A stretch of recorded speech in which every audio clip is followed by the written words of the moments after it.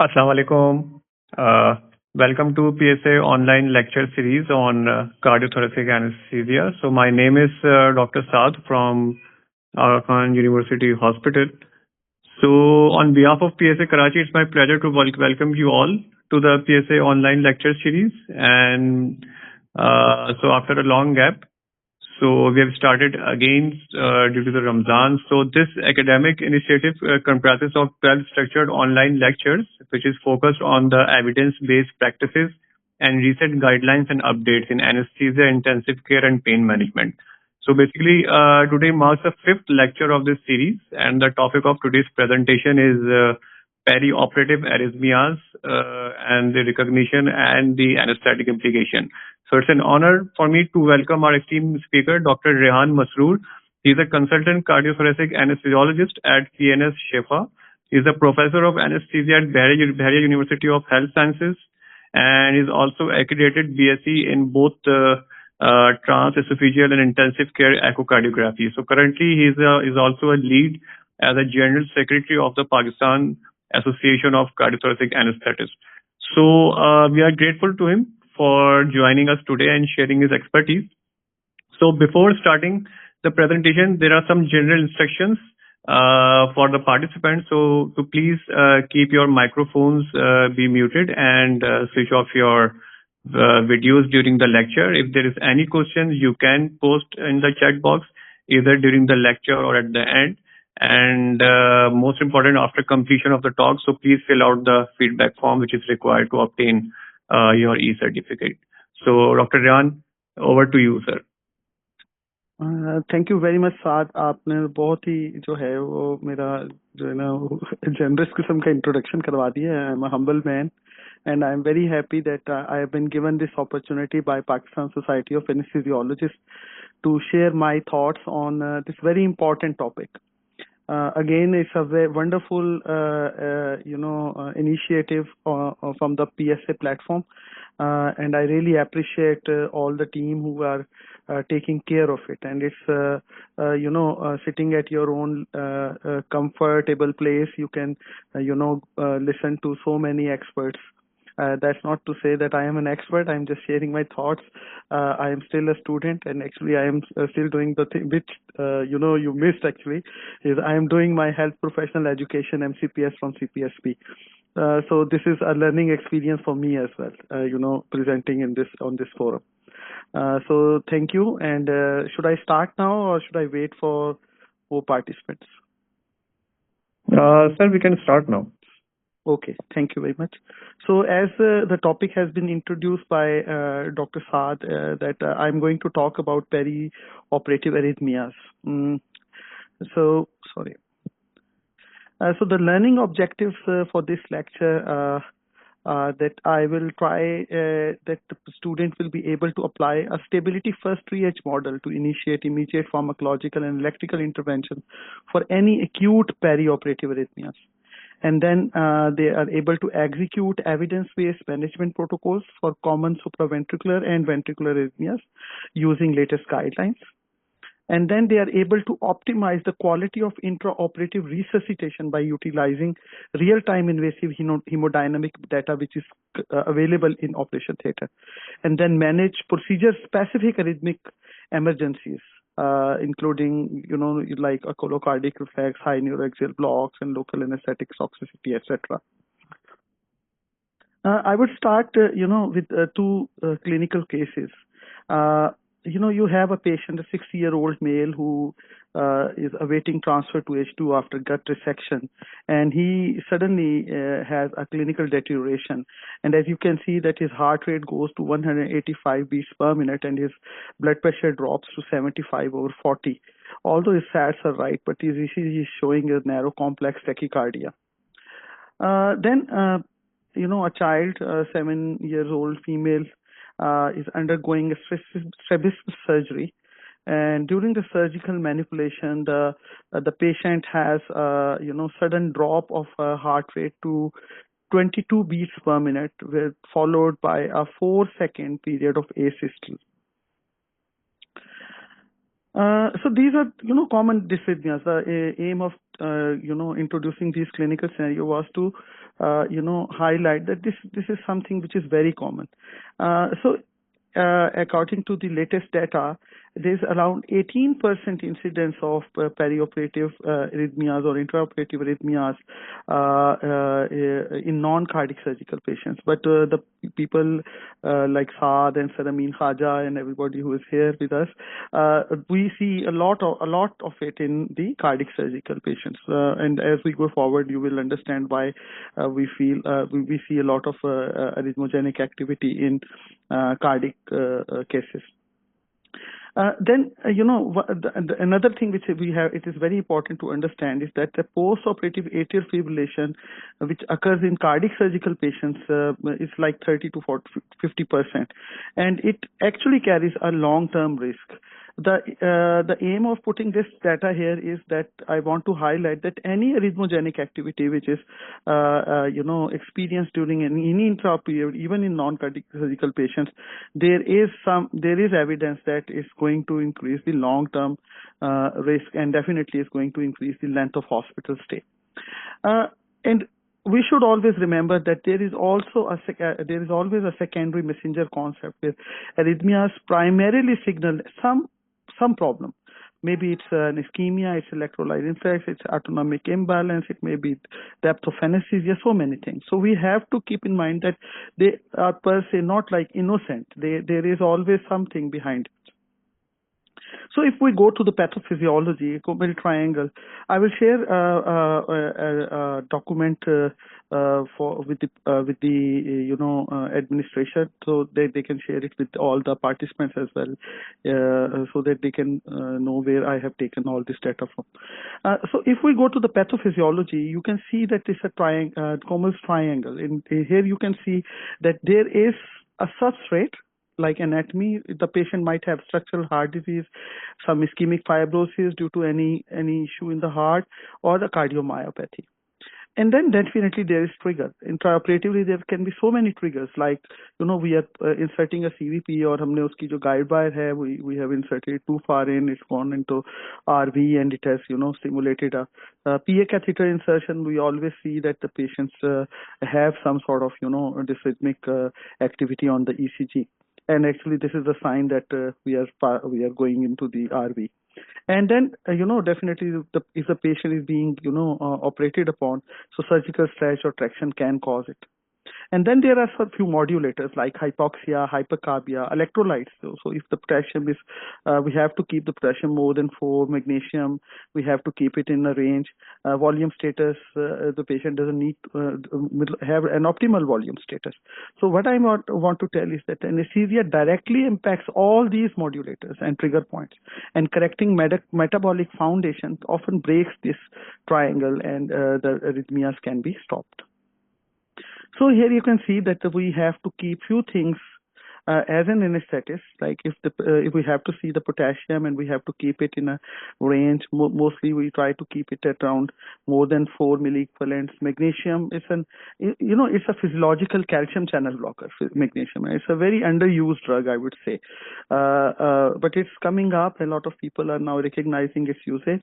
So magnesium is very important drug which we can use, and if we can measure the volume levels, is more than 2 milligrams per deciliter is a good range to have before to avoid any arrhythmogenic activity. pH, again, we have to keep it normal. Oxygenation, hyperoxia and hypoxia, both are problem.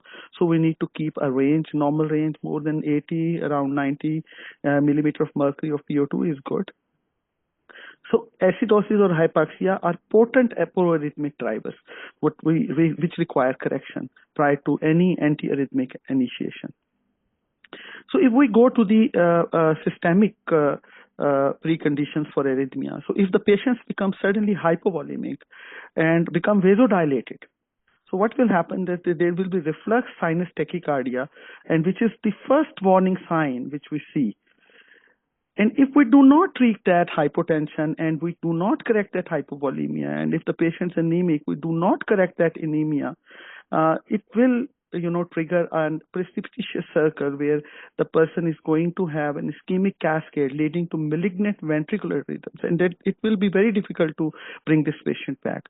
So we have to understand that the patients have being hypovolemic and vasodilated.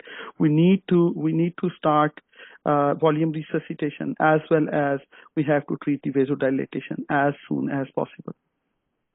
And if the patient is having an underlying heart disease, like the primary substrate is ischemic or there is some non-ischemic cardiomyopathy, there may be a valvular problem. In these cases, there is high risk of post-operative atrial fibrillation and ventricular tachycardia. So if we want to avoid, we have to understand what is the basic pathophysiology behind it and try to target that. So most of us, assist in different sort of surgeries, intrathoracic procedures, VATS procedures, intravascular interventions. So if there is during the thoracic surgery, there is direct physical contact with cardiac or pulmonary venous structures, it can result into severe atrial and ventricular irritability, causing dysrhythmias. Similarly, in intravascular interventions, like we do all the times in, guide wire, a CVC, they can provoke different sort of arrhythmias, sometimes AF, SVTs, and PACs. And if we are, inserting, not very common in Pakistan, right ventricle PA catheter insertion, we may see a VT or right bundle branch block. So what is important is that the continuous real-time ECG monitoring is absolutely mandatory during all these maneuvers. We come to the anticipated vagal stimulation as well. So during eye surgery, it's very common that if the eye surgeons are pressing too hard or engaging the muscles, especially the rectus muscles when they are doing the eye surgery, especially in squint surgery, there is an equilocardic reflex triggered, which can cause severe bradycardia. Similarly, in abdominal surgeries, there's profound vagal tone from peritoneal stretching, which during laparoscopy and even the now upcoming robotic procedures. Carotid artery surgery is known to cause, carotid body stimulation, which can result in bradyarrhythmias. So what we have to do, we have to go for a stepwise vagal management protocol, which we are going to discuss later. Then it's very common to see high neuroaxial blockade, like if you have given a spinal anesthesia for a surgery and you have attained a higher block than what was required. What can happen is that the cardiac accelerator fibers can get blocked, and it can lead to severe bradycardia and hypotension. And this basal-geric reflex where bradycardia, hypotension, severe vasodilatation can lead into malignant ventricular dysrhythmias as well. So what we have to do is that we have to keep an eye on the patient. And what's commonly seen is that this sort of reflex usually occurs after more than 30 minutes of administration of neuroaxial blockade. So for all the trainees, what I would recommend to them, then do not relax your vigilance once the block is set, because severe bradycardia often occurs more than 30 minutes of post-spinal. So what we have to do for this is that we have to do the titrated resuscitation with epinephrine and increase the doses to see the response, to titrate it to response. Similarly, in setups where electroconvulsive therapies are performed, there is sometimes profound bradycardia and asystole. But now, because all of us know it, so we always administer glycopyrrolate or some atropine before the procedure. So what now I'm going to discuss is the tachyarrhythmias and the bradyarrhythmias, and I'm going to just touch upon the management as well. So the most important thing is the morphological filter, which we have to do, understand for any systematic recognition. So it is the QRS duration. If the QRS duration is less than 120 milliseconds, that is called narrow complex tachycardia. So it is a narrow complex tachycardia, and it usually has a supraventricular origin.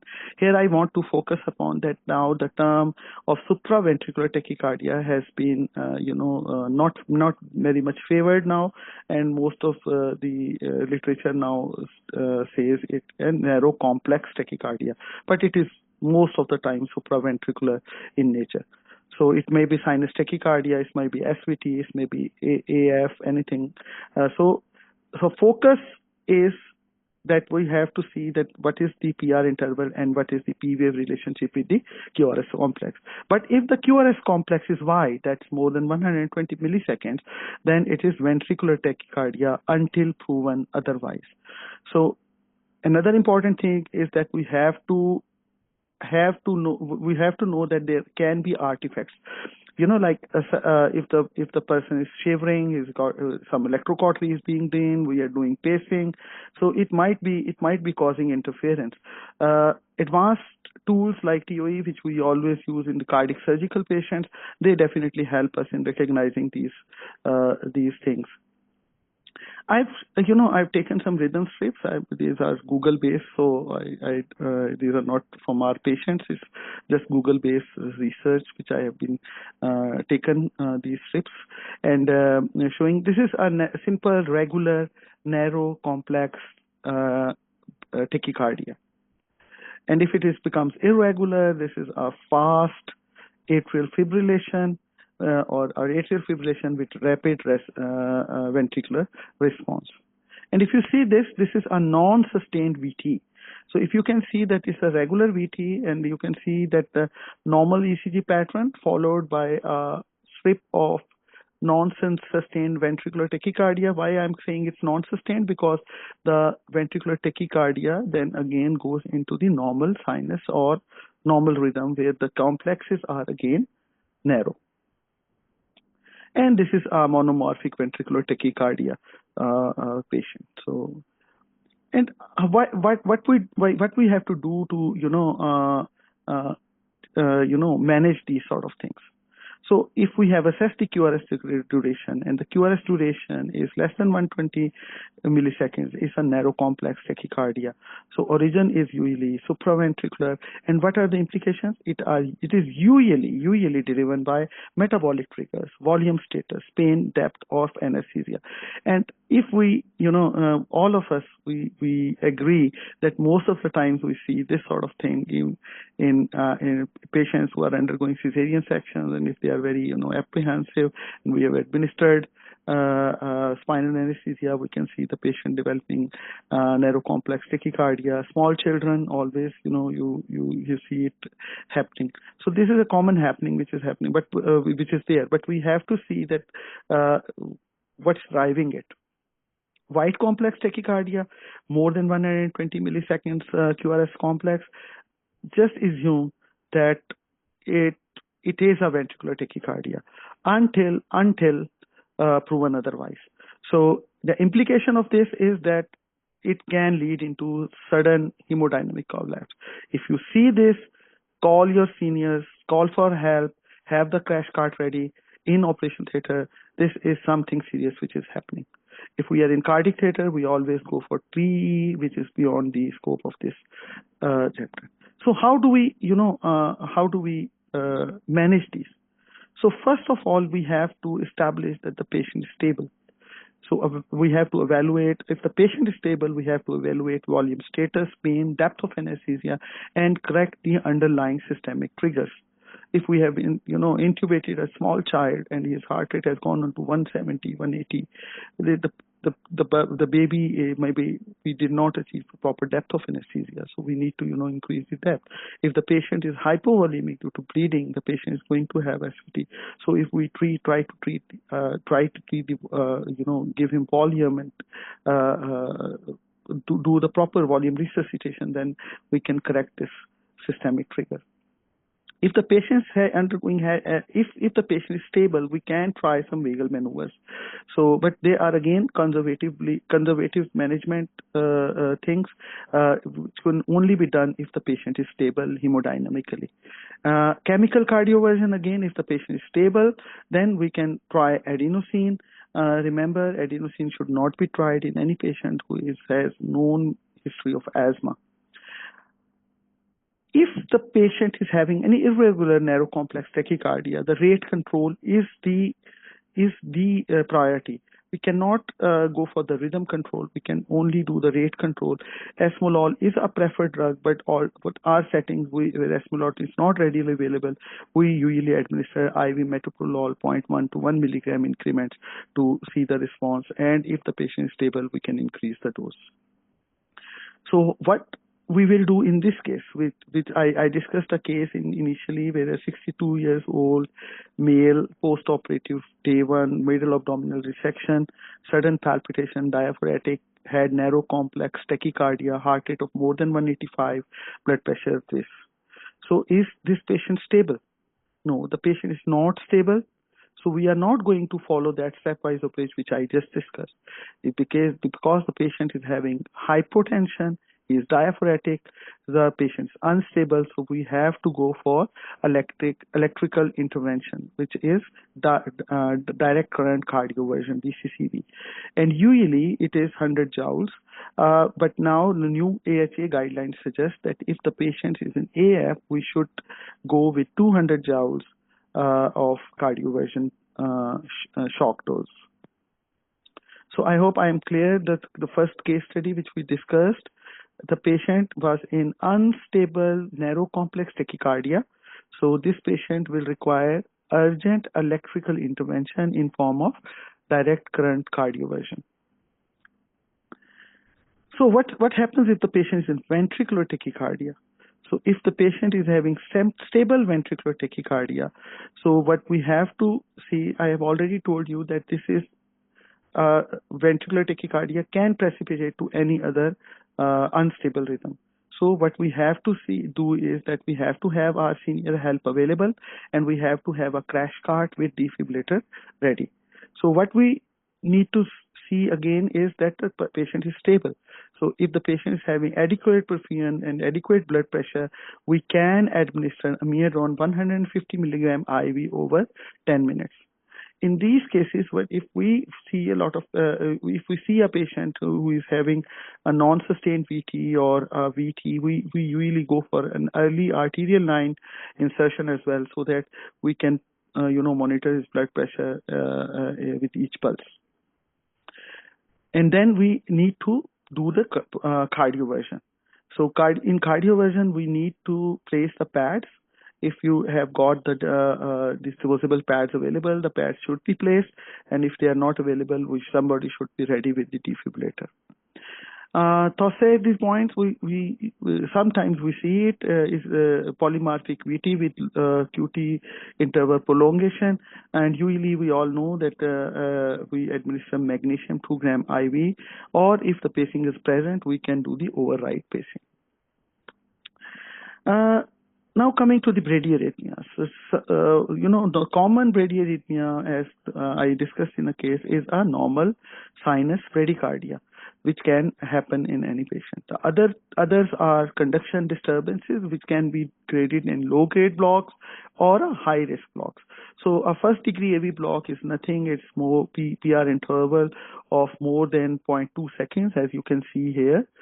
So it may be, pre-existing high opioid doses, dexmedetomidine can precipitate these. Or the second degree type 1 Morbitz or Morbitz 1 graft, where progressive PR lengthening followed by a dropped QRS complex. Here you can see that there is progressive lengthening of the QRS complex followed by a dropped QRS complex. And high vagal tone, peritoneal stretches, colocardiac reflex, or medications can cause these sort of things in intraoperative period, and management is usually reserved to observation if the patient is stable. But as we all know that they actually respond well to small doses of glycopyrrolate or in some cases atropine. What are the high-risk blocks which we can see? Is a second-degree type 2 or morbid type 2 block where constant PR interval with sudden unpredictable drop QRS complexes. Here the PR interval is constantly high, and then suddenly QRS complexes is dropped. So it's a very unstable rhythm. If you see this sort of ECG, an elective procedure should not be performed until we have taken a cardiology review. In emergency cases, transcutaneous and transvenous pacing should be standby. Third degree or complete heart block is total dissociation where atria and ventricle beat independently. Many causes can be there in intraoperative period, like acute myocardial ischemia, surgical trauma, AV node, but it is usually seen in cardiac surgical patients, and we see during the a lot of double valve replacements or aortic valve replacements where the bundle gets blocked or AV node gets damaged, and we see a lot of blocks. And severe electrolyte derangements like hyperkalemia.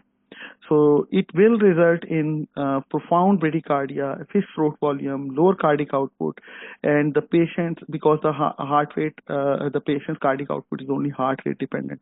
So we need to do an urgent intervention in form of inotropy, dopamine or epinephrine infusions, TCP or transvenous pacing. TCP is transcutaneous pacing.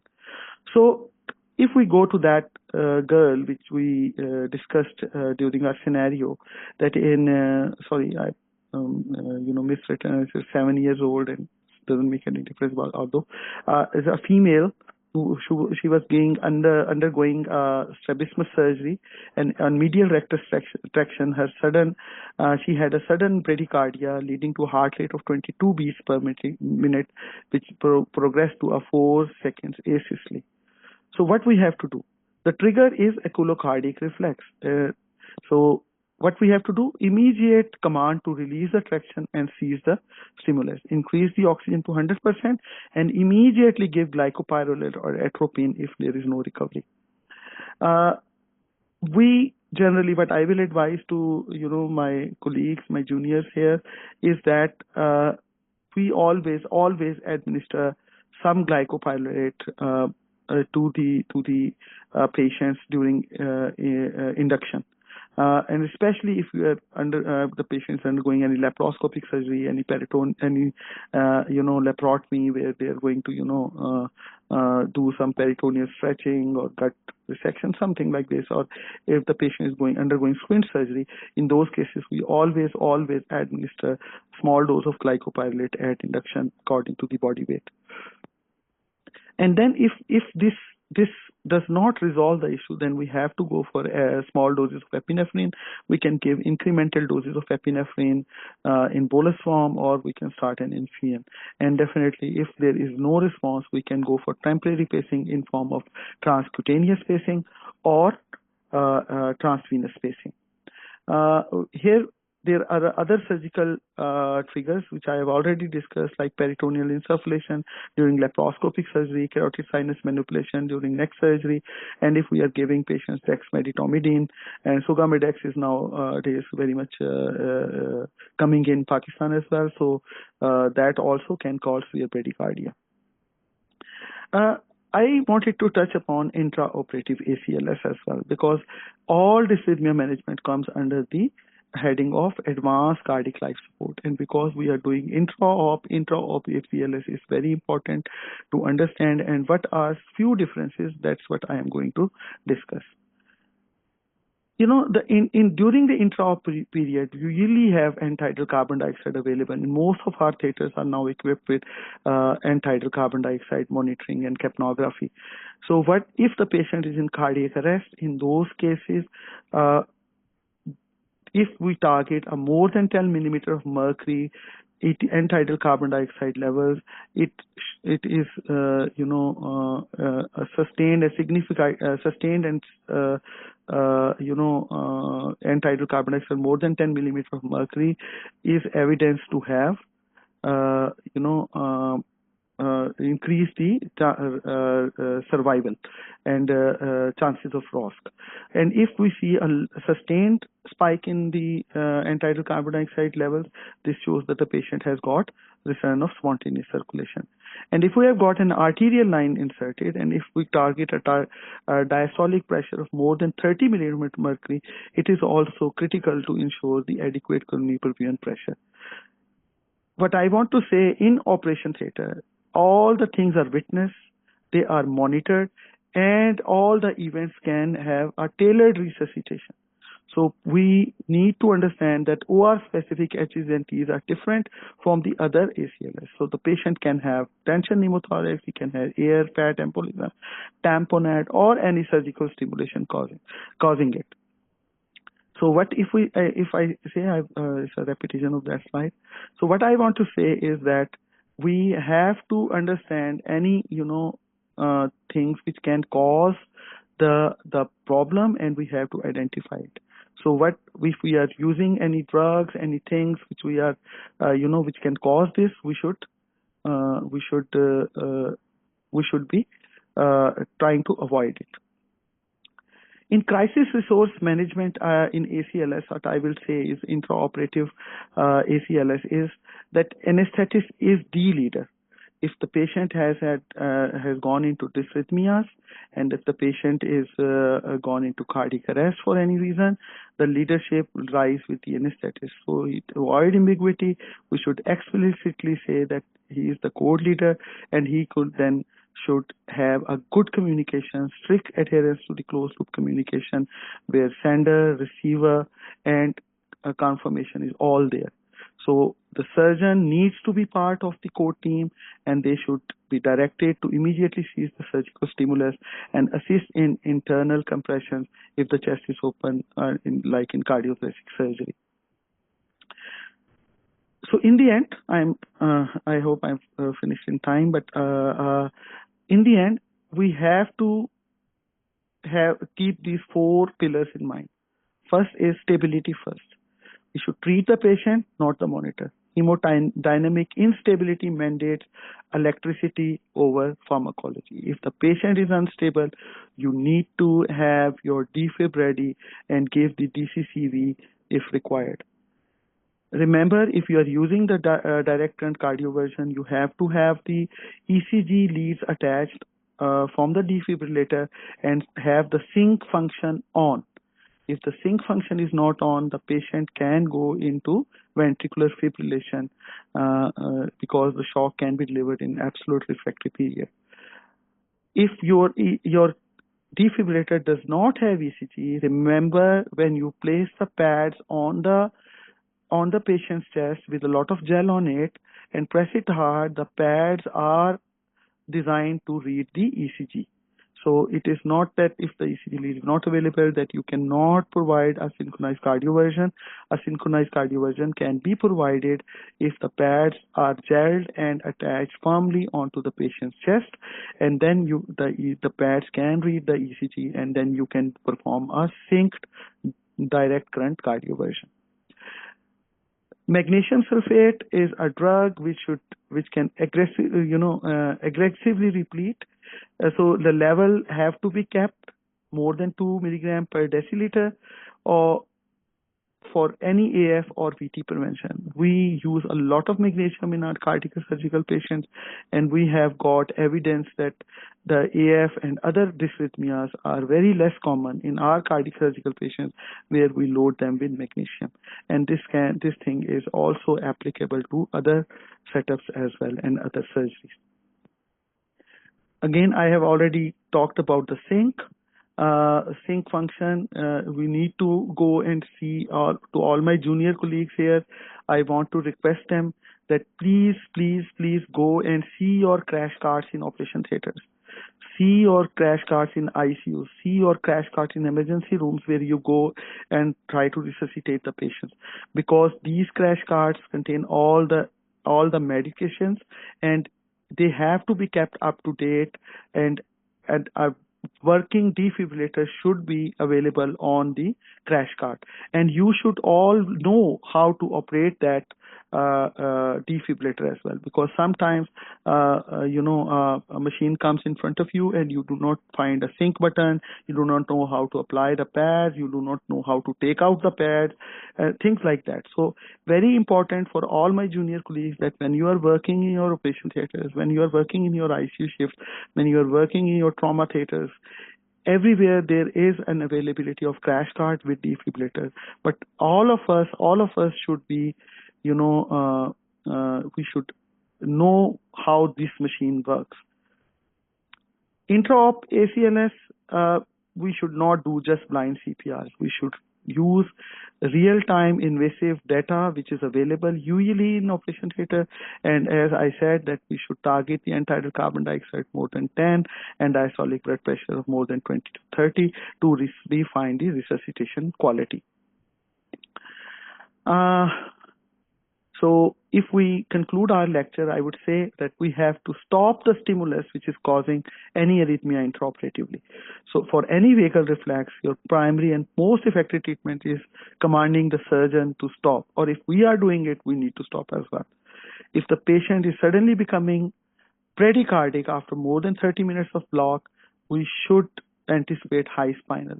High spinal can, I'm not saying that high spinal can only occur after 30 minutes. High spinal can occur immediately after we have administered spinal anesthesia. So we need to keep an eye.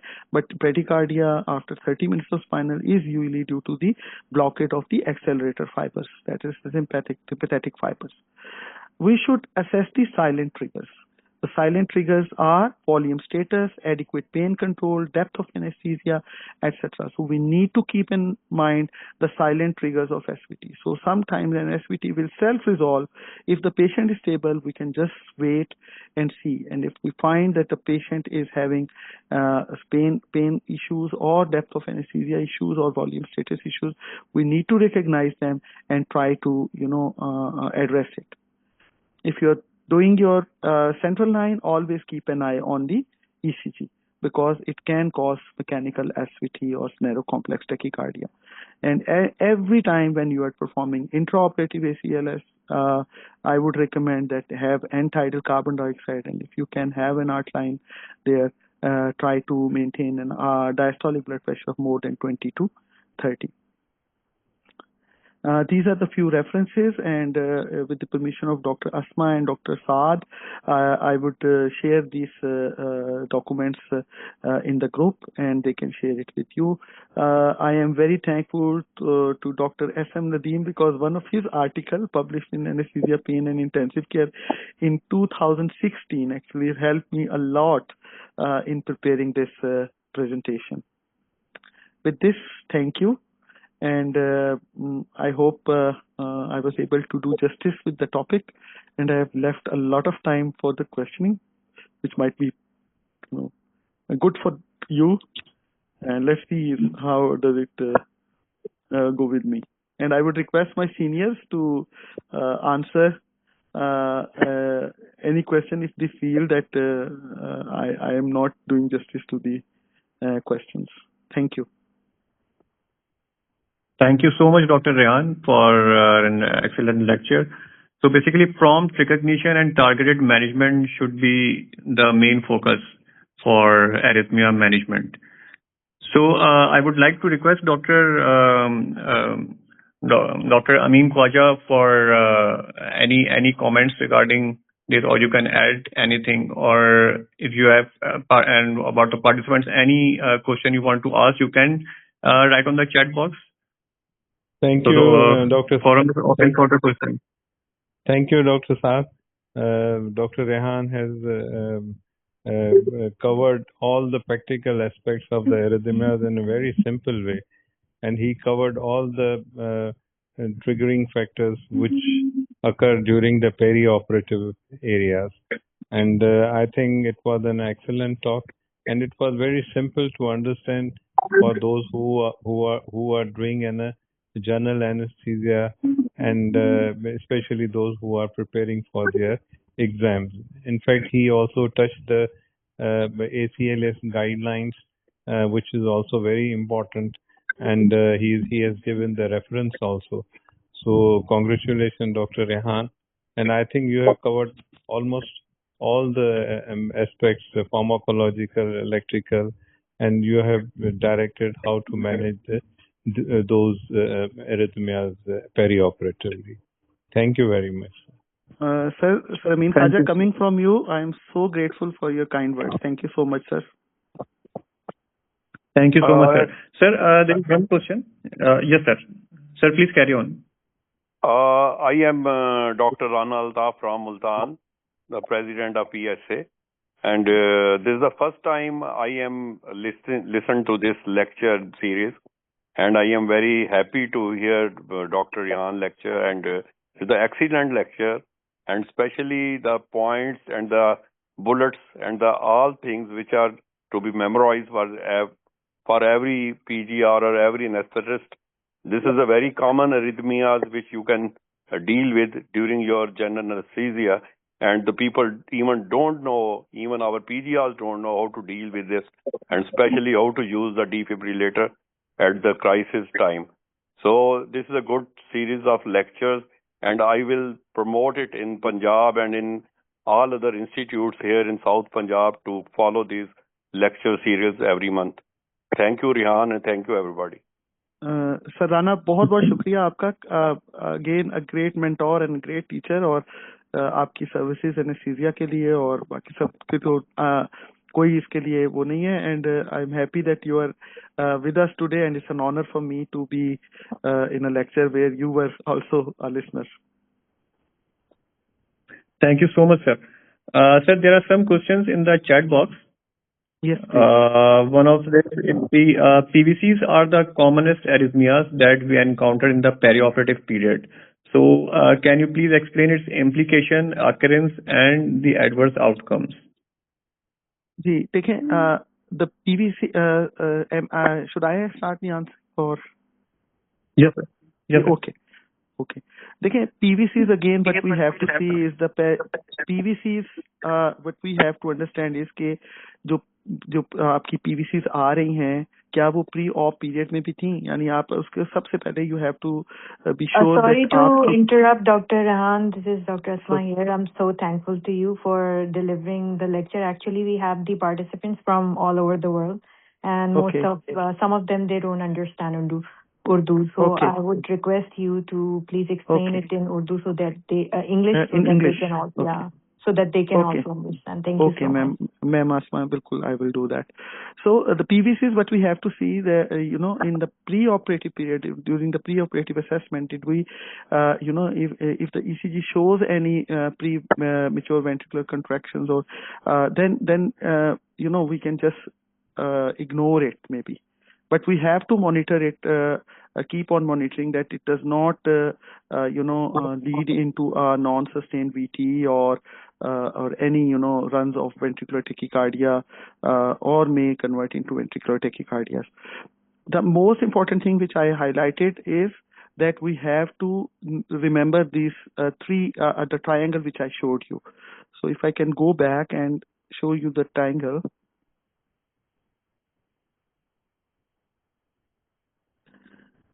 So what I want to say is that we have to see what is causing it. If it is there pre-operatively, we can just monitor, observe it. And what I would do, or I would teach my residents or my juniors to do, is to insert an A line, because an arterial line. Now I'm very happy to see a lot of people are using art line a lot. So when you have an arterial line, you know that hemodynamic status, the blood pressure, the mean arterial blood pressure, the rhythm, everything is there. So it becomes very safe for you to manage it. Number two, then we have to go for the triggers. If there was no PVCs, you have to see that if the patient was having any structural heart disease, or if the patient is developing an ischemic problem, or the patient is becoming, having any irritation due to any surgical stretch or any traction or irritation. And most importantly, what an anesthetist can do is to see these modulators. If there is hypoxia, we need to correct it. If there is hypercarbia, we need to correct it. We need to keep the electrolytes. We need to, do the volume status is okay. And if there is no fluid overload or anything which can trigger this. The most important thing that we will do is that we will not try to treat a PVC which is coming like one in maybe 10 seconds or something like this. We can observe, we can monitor, but we have to get ready. As I told you, that if you see any non-sustained VT, get your crash cart ready, get your defibrillator ready, and call for senior help. Thank you so much, sir. Sir, there is another question. What are those arrhythmias that you can see easily or detect or recognize with the 3-lead or 5-lead electrodes intraoperatively, just with our patient monitors? So. It's very simple. If you have had even a single lead displays, maybe lead 2, lead 3, whatever lead, you can easily recognize that the patient is going into neurocomplex tachycardia. What you can do is that you can shift your monitor to 3-lead, or maybe if you have got the central and V lead attached, then the 5-lead or maybe 12-lead even, which most of us do in the cardiac theaters, to see what sort of arrhythmia is there. But I would say that simple narrow complex tachycardia, which are most common, again saying this, can be detected on the single lead, where you can see the heart rate has gone up more than 150 beats per minute, and the patient is having a drop in blood pressure. If the patient is becoming unstable, he is becoming desaturated, this patient is unstable, we need to provide him cardioversion. If the rhythm is regular, that is regular narrow complex tachycardia. If the rhythm is irregular, it might be an AF. Again, for AF you need to have a 12-lead ECG to see it. But treatment options remain the same. For sustained ventricular tachycardia or non-sustained ventricular tachycardia, again you can take a snapshot of the monitor and you can identify that there are some rhythm abnormalities. One thing which I want to tell to my especially junior colleagues is that always check that no electrocautery is going on. The ECG leads are properly attached and the patient is not shivering. So things like this can interfere with your ECG monitoring, and then they can result in you can misinterpret some finding. Thank you, sir. Sir, there is another question. What is the role of lidocaine in arrhythmias?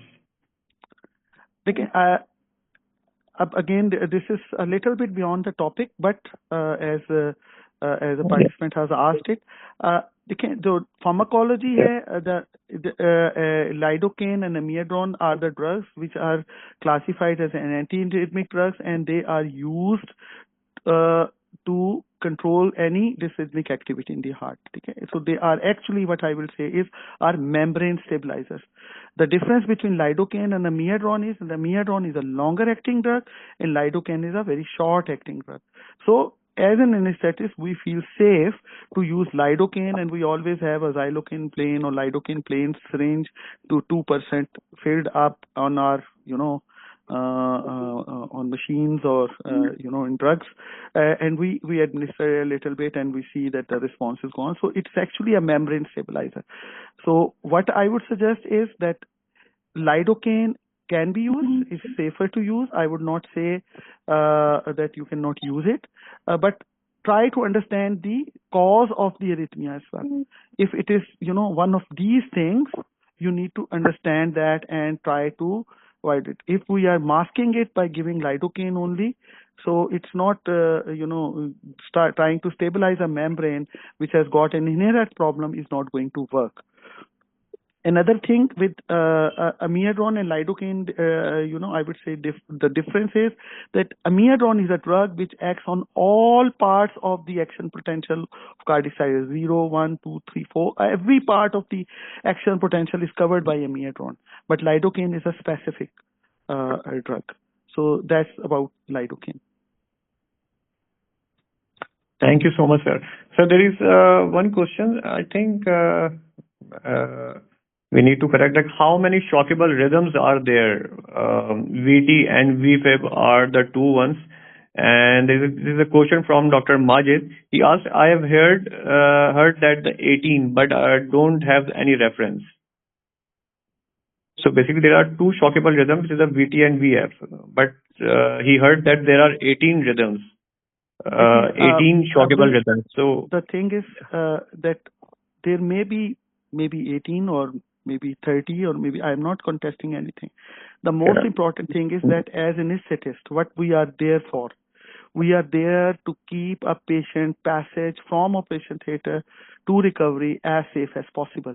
So what we need to understand is that we need to see a rhythm. We need to see if a rhythm is stable. We should manage it pharmacologically. If the rhythm is unstable, and if it's not a cardiac arrest, we should provide a DCCV, that is synchronized cardioversion. And if the patient is in cardiac arrest, then we have to provide a shock with 200 joules of unsynchronized energy, that is called defibrillation. So most commonly, as I teach ACLS as well and Paul's as well, most commonly we see VF or a ventricular tachycardia without pulse, that is pulseless ventricular tachycardia. So all these rhythms need a treatment with a defibrillation shock. There may be many. I think it will be just adding to the confusion which we can be in any crisis situation. Yeah. Thank you so much, sir, for your excellent talk and for your justification. So we have to wrap up our today's session. So basically, to recognize early, treat the cause, and stabilize the rhythm is basically the main, I think, take-home message, if you agree. So thank you so much, Dr. Rehan. Yes, sir. आपने तो you have बिल्कुल this is what I wanted to say actually, and you have just said it. So I hope I would have liked if you had said it before the lecture. But thank you so much. Thank you so much. Sure, sir. Thank you so much, sir. Thank you. So I also thank all the participants for joining us online today. So we are looking forward for your active participation throughout this lecture series in future as well. So please fill out your feedback form. The feedback form link has been shared in the chat box. Thank you so much. We'll meet you inshallah in the next session. Thank you so much, Dr. Raj. Yes, sir. Saad, again, I would thank PSA, Dr. Asma, and especially you for organizing this, for keeping me, motivated to work on it and deliver the talk. Thank you so very much. Sir, thank you so much, sir. Thank you so much. Thank you, Dr. Rehan. Thank you very much. Sir, thank you so much. Thank you, Dr. Amin.